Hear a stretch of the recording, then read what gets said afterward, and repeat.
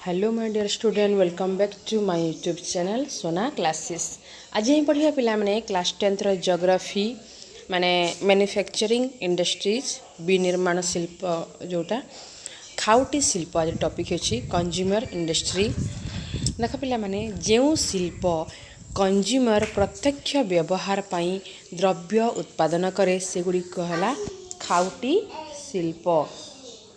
खाइबा तेल चा साबुन पाउरुटी बिस्कुट रेडियो टीवी आदि शिल्प को खाउटी अंतर्गत करा जायछि।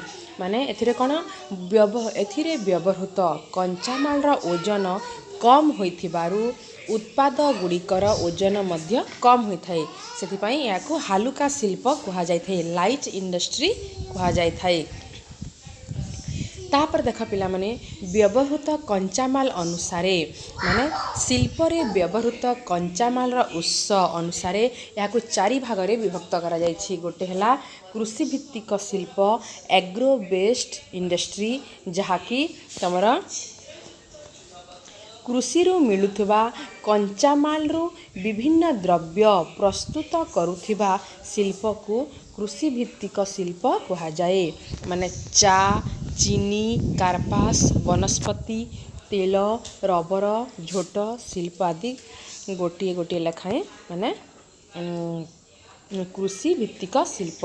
नेक्स्ट ला पिला माने जंगल भित्तिक शिल्प फॉरेस्ट बेस्ड इंडस्ट्री माने जंगल मिलुथिबा कंचामाल व्यवहार करी माने शिल्प को जंगल भित्तिक शिल्प कुहा जाए। जहाँकि जंगल जोटा मिलुछि सेटा होछि जंगल भित्तिक शिल्प। जंगल जो कंचामाल माने आनिकी व्यवहार करा जाउछि सेटा होछि जंगल भित्तिक शिल्प।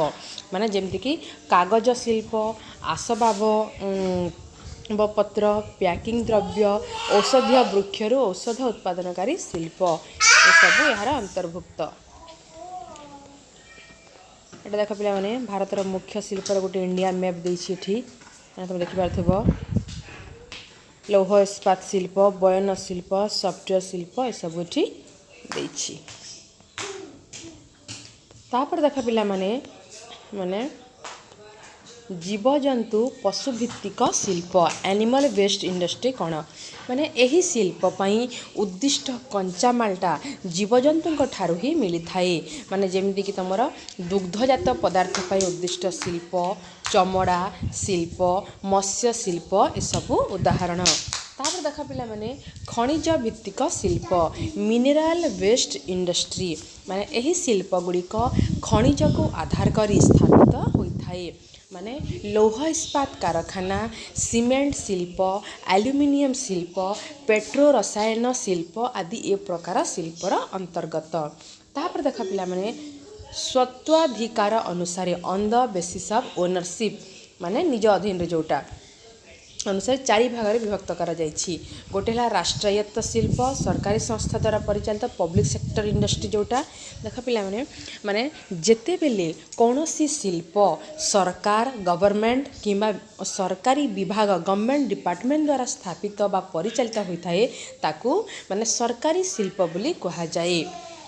राउरकेलार लौह इस्पात कारखाना हला माने तमर सेल द्वारा स्थापित और परिचालित।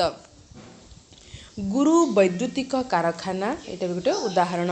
तापर देख पिले बेसरकारी शिल्प जोटा प्राइवेटाइजेशन जोटा माने घरोई शिल्प प्राइवेट सेक्टर इंडस्ट्री गुड़ाक माने कौन पिला देख एभली शिल्प कौनसी व्यक्ति परिवार किंबा एकाधिक व्यक्ति निगम माने कॉर्पोरेट अधिकारी मालिकानारे थाई निजस्व पुंजी लगाण द्वारा परिचालना भार मध्य नहीं थांती जहाको घरोई शिल्प बोली कहा जाए।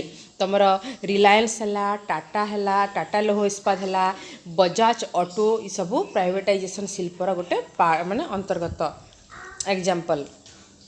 तापर चौथ शिल्प जॉइंट सेक्टर देख एटा कौन माने सेंट्रल एवं स्टेट गवर्नमेंट ओ माने बेसरकारी संस्था बा व्यक्ति विशेष का द्वारा पूंजी विनियोग करी स्थापित और परिचालित हुए से प्रकार शिल्प को मिलित शिल्प बोली कहा जाए जॉइंट सेक्टर बोली कहा जाए। मारुति उद्योग एवं ऑयल इंडिया ए शिल्पर उदाहरण। तापर देख पिलामाने समवाय शिल्प कोऑपरेटिव इंडस्ट्री माने केतेक व्यक्तिविशेषଙ୍କ द्वारा गठित समवाय समिति द्वारा परिचालित शिल्प को समवाय शिल्प बोली कहा जाए।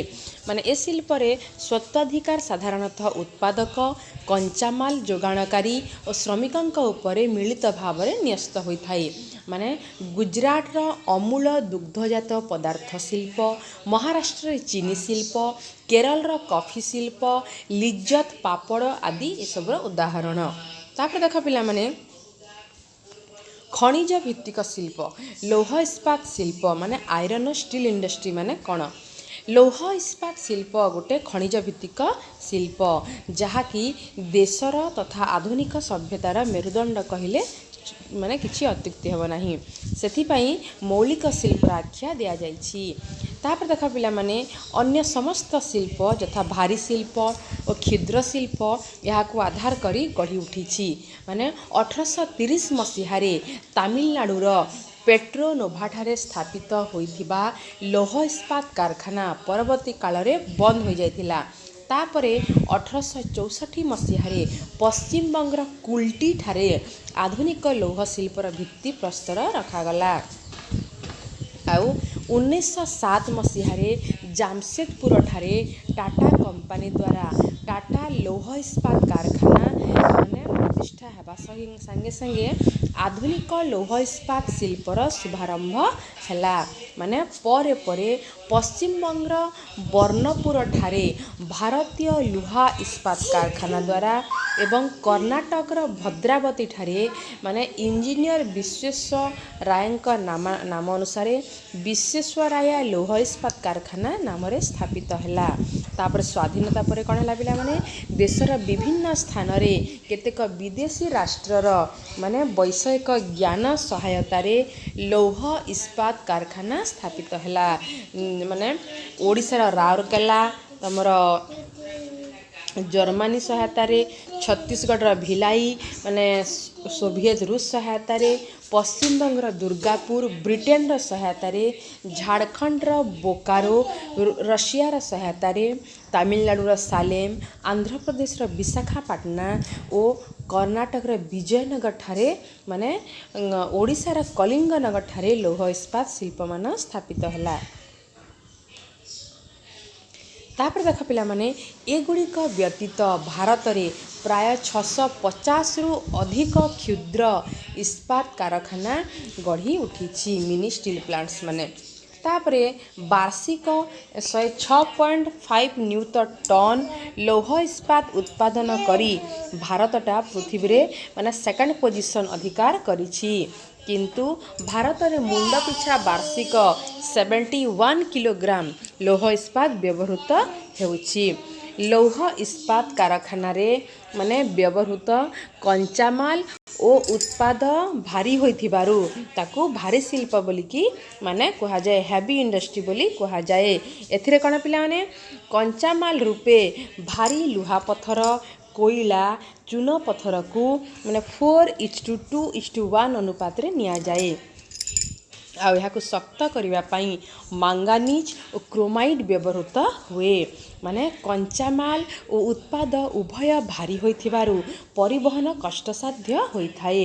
एणु परिवहन खर्च को ह्रास माने कमेवा उद्देश्य रे कंचामाल मिलुथिबा निकटवर्ती स्थान रे लौह इस्पात कारखाना प्रतिष्ठा करा जाइथाए। आउ